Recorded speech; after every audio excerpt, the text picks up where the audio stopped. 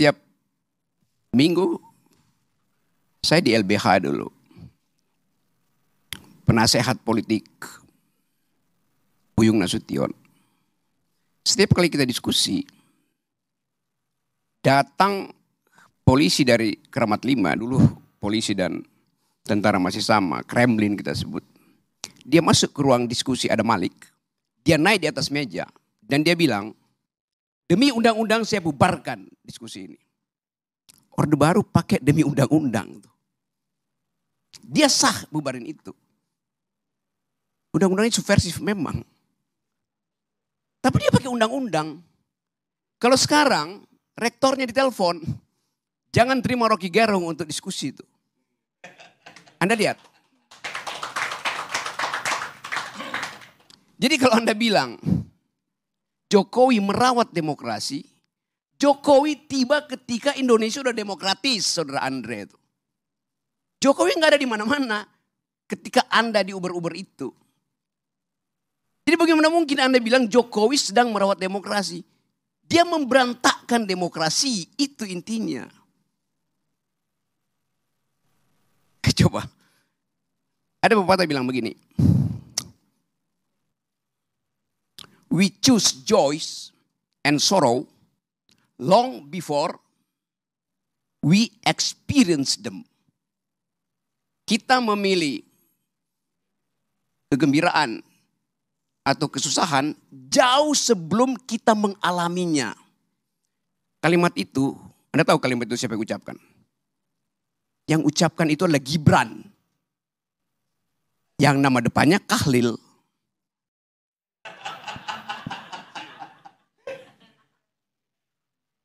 Jadi bagi Kahlil Gibran, pikiran itu udah memilih lebih dahulu sebelum dia mengalaminya. Jokowi di pikirannya sudah memilih jadi otoriter sebelum dia mengalaminya. Sebelum dia menjalankannya. Itu yang namanya authoritarian personality. Ide untuk memperpanjang masa jabatan itu adalah authoritarian personality. Ide untuk menambah masa jabatan itu adalah ide authoritarian personality. Ide untuk menjadikan Gibran calon wakil presiden itu adalah authoritarian personality. Dia udah memilih sebelum dia lakukan bahkan. Begitu cara melihat otoritarianisme saudara Andre itu. Jadi kalau Anda sebut-sebut dari awal bahwa ya ini ya Jokowi ya demokratis. Lo otaknya itu dari awal otoritarian.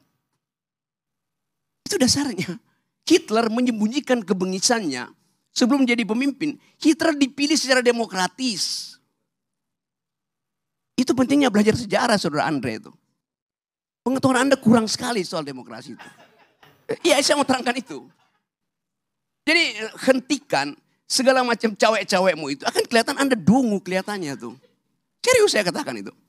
Ini akan pengaruhi. Kalau Anda masih begini terus saya kampanye di wilayah Anda di Padang itu. Jangan pilih Andre. Karena dia tidak setajam pikiran Sultan Syahrir. Tidak setajam pikiran Natsir. Tidak setajam pikiran Buya Hamka. Itu masalahnya. Saya lanjut sedikit ya. Ya tapi you gak ngerti itu isi demokrasi itu.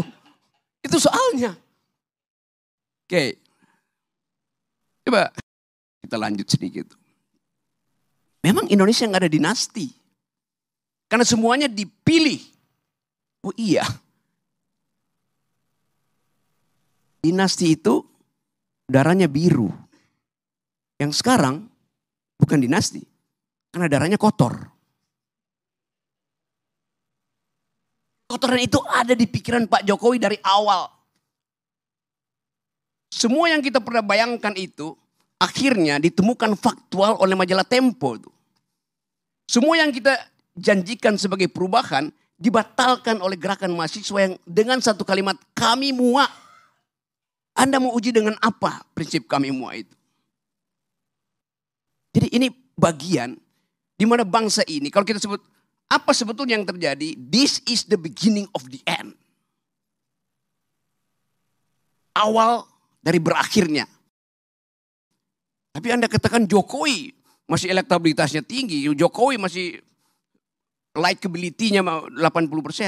Ya sama kayak lilin. Lilin itu sebelum dia mati, dia menyala terang itu. Lalu peng, mati coba. Itu poinnya tuh. Jadi saya bukan mau uji, saya mau beritahu bahwa kalau kita sembunyikan soal-soal yang tadi etik itu, kita masuk dalam tukar tambah tuh. Machiavelli bilang begini.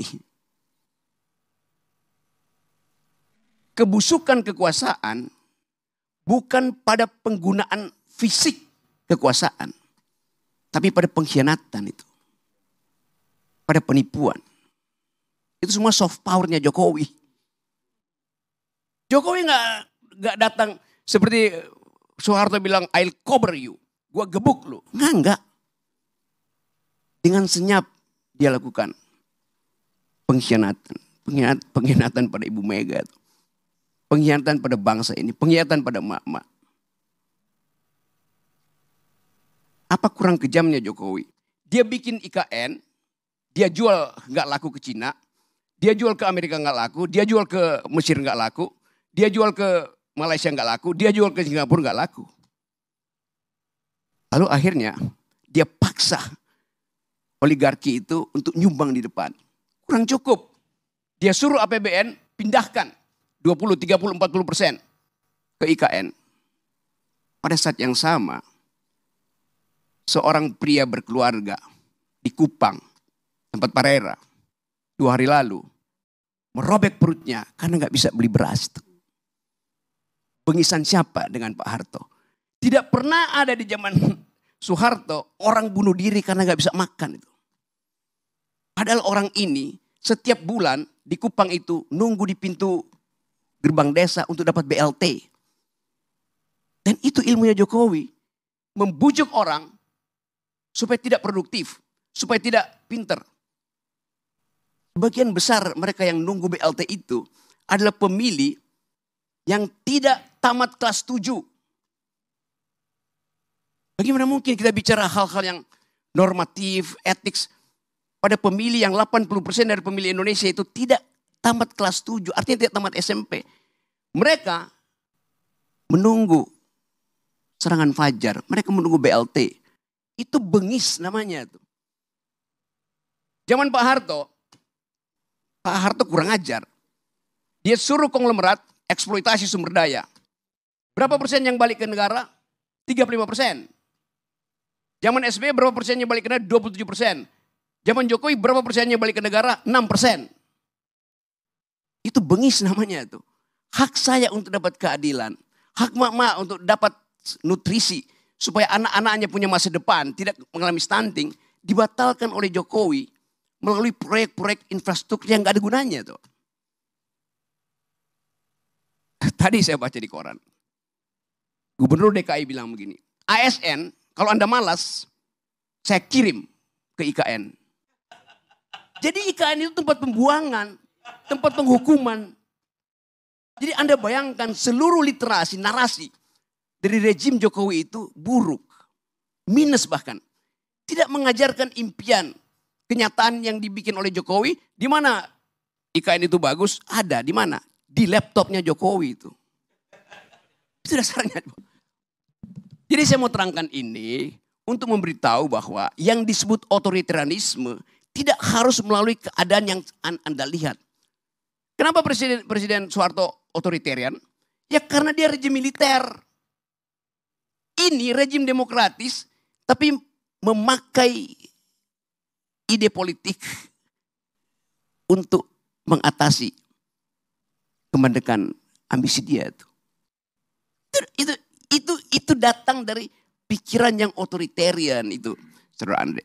Jadi sebelum saya lanjut menerangkan itu, saya ingin beri semacam gambaran bahwa perubahan politik dalam keadaan semacam ini, di dalam keadaan ada pembusukan institusi, political decaying, harus kita bayangkan juga terjadi di luar sistem elektoral. Itu kira-kira yang dimaksudkan oleh Ibu Mega. Kalau saya mau teruskan logika Ibu Mega. Ibu Mega tidak bicara buat Pak Jokowi, tidak bicara buat Gerindra, tidak bicara buat macam-macam. Dia bicara untuk merekatkan kembali wong cilik. Karena cuman itu ingatan publik terhadap PDIP. Dianiaya oleh rejim otoriter.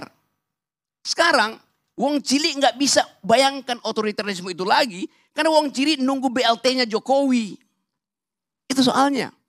Jadi Ibu Mega recovering our past history. Untuk menerangkan bahwa ada jenis otoritarian mirip Orde Baru yang bahkan lebih berbahaya.